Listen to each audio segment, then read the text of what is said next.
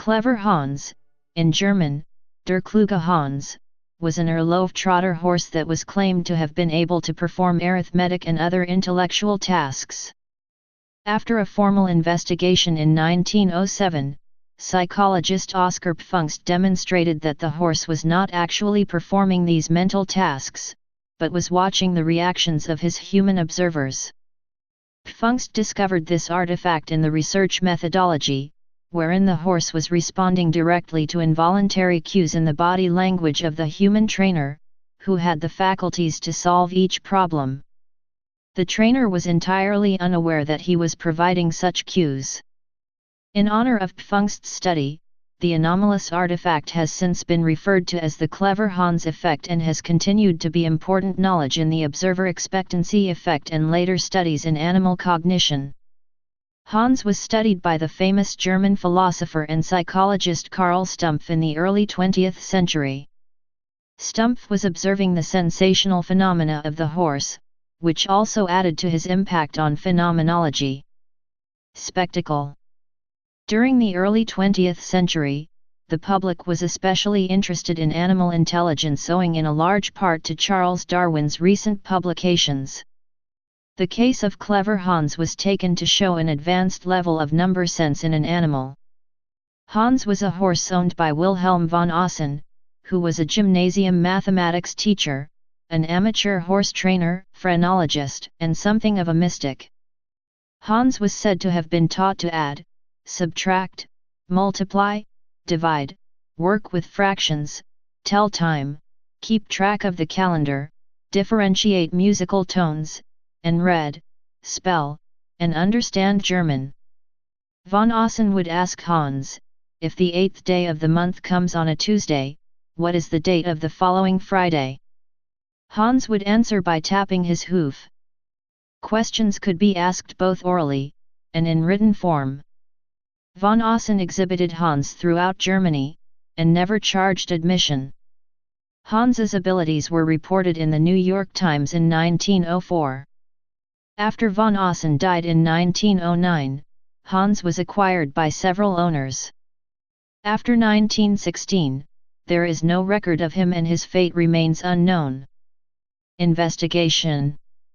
As a result of the large amount of public interest in clever Hans, the German Board of Education appointed a commission to investigate von Außen's scientific claims.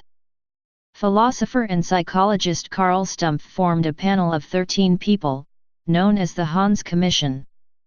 This commission consisted of a veterinarian, a circus manager, a cavalry officer, a number of school teachers, and the director of the Berlin Zoological Gardens. This commission concluded in September 1904 that no tricks were involved in Hans's performance. The commission passed off the evaluation to Pfungst, who tested the basis for these claimed abilities by isolating horse and questioner from spectators, so no cues could come from them. Using questioners other than the horse's master. By means of blinders, varying whether the horse could see the questioner. Varying whether the questioner knew the answer to the question in advance. Using a substantial number of trials, Pfungst found that the horse could get the correct answer even if von Außen himself did not ask the questions, ruling out the possibility of fraud. However, the horse got the right answer only when the questioner knew what the answer was, and the horse could see the questioner. He observed that when von Außen knew the answers to the questions, Hans got 89% of the answers correct, but when von Außen did not know the answers to the questions, Hans answered only 6% of the questions correctly. Pfungst then proceeded to examine the behavior of the questioner in detail, and showed that as the horse's taps approached the right answer, the questioner's posture and facial expression changed in ways that were consistent with an increase in tension, which was released when the horse made the final, correct tap. This provided a cue that the horse could use to tell it to stop tapping. The social communication systems of horses may depend on the detection of small postural changes, and this would explain why Hans so easily picked up on the cues given by von Außen, even if these cues were unconscious. Pfungst carried out laboratory tests with human subjects, in which he played the part of the horse. Pfungst asked subjects to stand on his right and think with a high degree of concentration about a particular number, or a simple mathematical problem. Pfungst would then tap out the answer with his right hand. He frequently observed a sudden slight upward jerk of the head when reaching the final tap, and noted that this corresponded to the subject resuming the position they had adopted before thinking of the question. Even after this official debunking, von Außen, who was never persuaded by Pfungst's findings, continued to show Hans around Germany, attracting large and enthusiastic crowds. The clever Hans effect.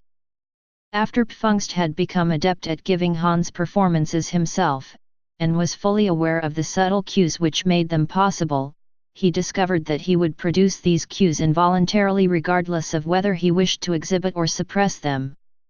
Recognition of this phenomenon has had a large effect on experimental design and methodology for all experiments whatsoever involving sentient subjects, including humans.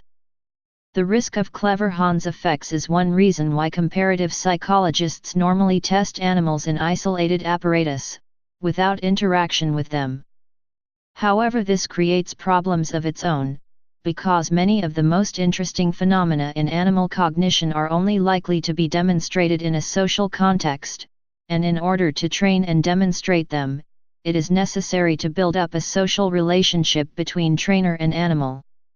This point of view has been strongly argued by Irene Pepperberg in relation to her studies of parrots, Alex, and by Alan and Beatrix Gardner in their study of the chimpanzee Washoe.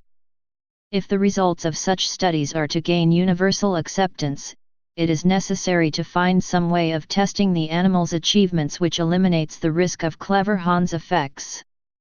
However, simply removing the trainer from the scene may not be an appropriate strategy, because where the social relationship between trainer and subject is strong, the removal of the trainer may produce emotional responses preventing the subject from performing. It is therefore necessary to devise procedures where none of those present knows what the animal's likely response may be. The clever Hans effect has also been observed in drug-sniffing dogs. A study at University of California Davis revealed that cues can be telegraphed by the handler to the dogs, resulting in false positives. A 2004 study of Rico, a border collie reported by his owners as having a vocabulary of over 200 words, avoided the clever Hans effect by having the owner ask the dog to fetch items from an adjacent room, so that the owner could not provide real-time feedback while the dog was selecting an object. As Pfungst's final experiment makes clear, clever Hans effects are quite as likely to occur in experiments with humans as in experiments with animals. For this reason, care is often taken in fields such as perception, cognitive psychology, and social psychology to make experiments double-blind, meaning that neither the experimenter nor the subject knows what condition the subject is in, and thus what his or her responses are predicted to be. Another way in which clever Hans effects are avoided is by replacing the experimenter with a computer, which can deliver standardized instructions and record responses without giving clues. Please subscribe and thanks for watching.